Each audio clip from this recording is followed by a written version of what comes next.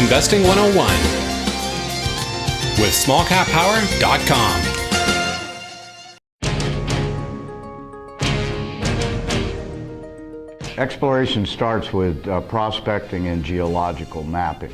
So those are the first things that are done. Those are key to understanding the geology of the deposit, how the rocks relate to one another, and the interrelationship between the rocks and the mineral deposit you're looking for. In addition, we use remote sensing techniques such as geophysics. And geophysics is exactly what it sounds like. It's physics that measures through electrical currents or magnetics or radiometrics, whatever, currents and conditions underground. So it's an indirect way to understand the basic properties of the rocks underground.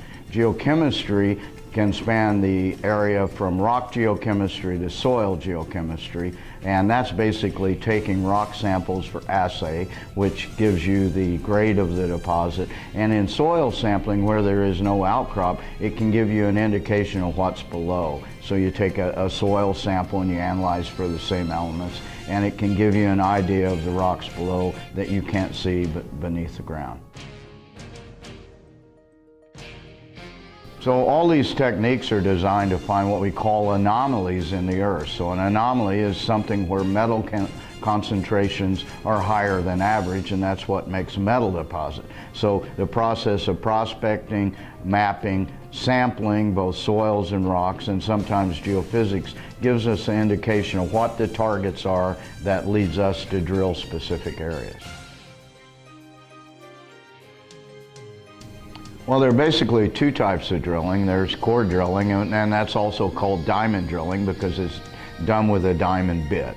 So core drilling and diamond drilling are exactly the same thing. And in that technique, you use a tube which with a hollow bit, and it cuts a rock, an annulus around a rock, and you recover that rock, and that's the core that we see at these shows and property tours.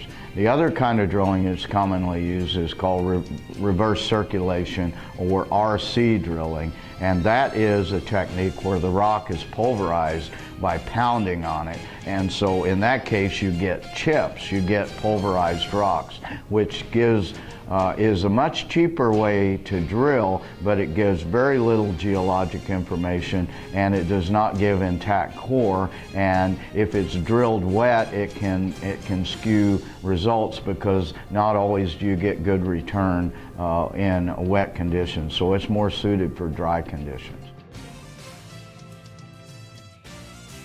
Well, core drilling is the absolute technique that is needed to determine a mineral resource or a mineral reserve, because you actually have a continuous sample of the rock intact. So you can look at the structural geology, the fracturing, which is important for the engineers for mine planning, the exact geological relations in the rock, and you're essentially sampling, and you drill those on certain centers. It could be 25, 50, 100, 200 meter centers, but you're taking a sample, and then in a resource estimate you extrapolate that sample to the next drill hole. So this is the way that resources and reserves are determined.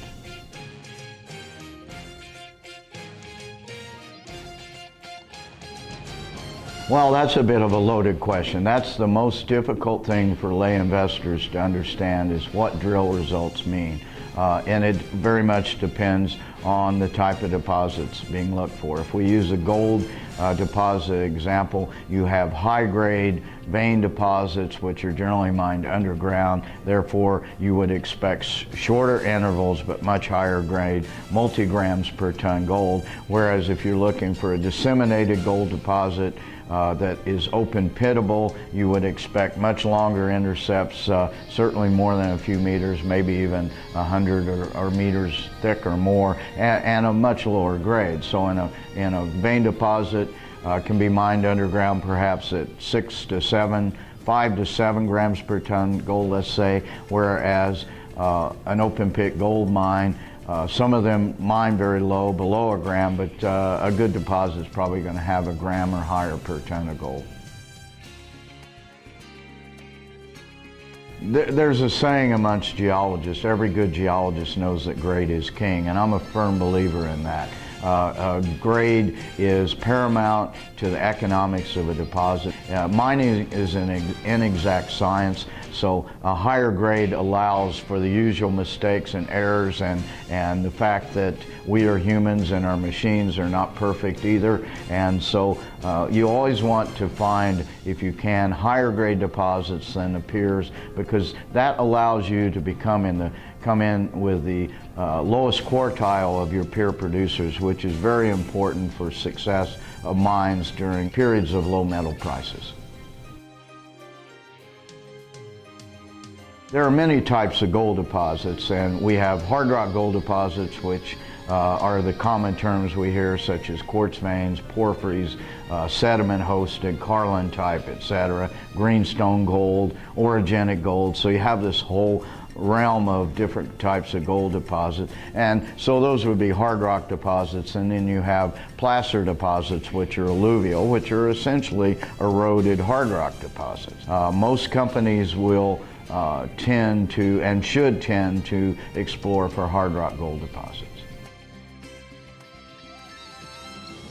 In Canada, most of the gold deposits are in greenstone belts, such as the Abitibi belt or the Hemlo gold deposits. These are giant gold deposits hosted by metamorphic rocks, very old rocks, and they tend to be generally high-grade vein or disseminated deposits. In the U.S., the largest deposits are what we would call Carlin-type deposits. They're sedimentary-hosted, disseminated gold deposits where the gold is micron size and cannot be seen with a visible eye. The premier producing area is Nevada.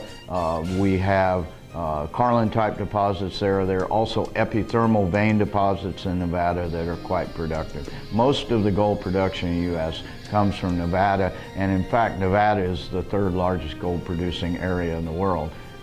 Not country, but even area. Mexico has seen lots of exploration in this boom, and there have been very good and giant mines found in Mexico over the last 10 years. Most of the Mexican deposits would tend to be epithermal vein deposits, and those can be, you will hear terms like low sulfidation, high sulfidation deposits. High sulfidation would usually be more disseminated type of deposits that are generally gold only, whereas the epithermal vein deposits would be called low sulfidation, and they would be polymetallic deposits in some instances, and certainly gold-silver deposit with significant silver. I have two criteria for that and two different models. So I very much like the advanced explorers, where a company has a resource, because then that allows numbers to be put on and compare to peers. So my model is very much looking for undervalued deposits and projects and companies compared to their peers. So the advanced explorers, in my mind, offer the best upside. My criteria for investment is a double in 12 months or less. And commonly you can find low-valued deposits with resource estimates that are either unloved, unknown, unwanted, and undervalued. And then the other model that's attractive to me would be the prospect generator model, and that's early on grassroots reconnaissance situation where a company will have a very good knowledge of an area or a deposit type, a region, with a good cadre of geologists who will continually generate good projects that can be joint ventured to other companies. And by doing that, they give up a significant portion of any individual project, but they also have the ability to preserve capital without diluting through equity financing. So I'm very, very interested in the prospect generator model.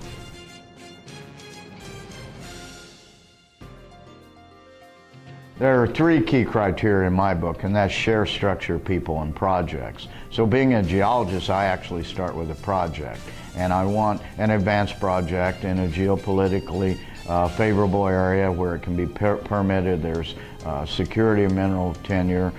There is a good chance that a major deposit can be found. And in the people area, I want to see people that have success in the business, have experience in the business, and have not bankrupted 3 companies or rolled back 3 companies, because this is an entrepreneurial business, and Someone that's done that is, I don't consider entrepreneur. And then I want a very tight share structure, so that where management has significant skin in the game, so their goals are the same as their investors.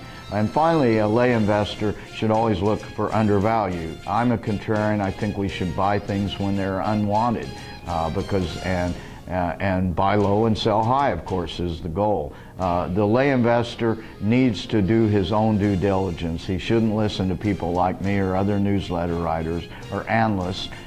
He should learn to do his own due diligence and use a professional to kind of guide his ideas about where might be perspective. Investing 101 with smallcappower.com.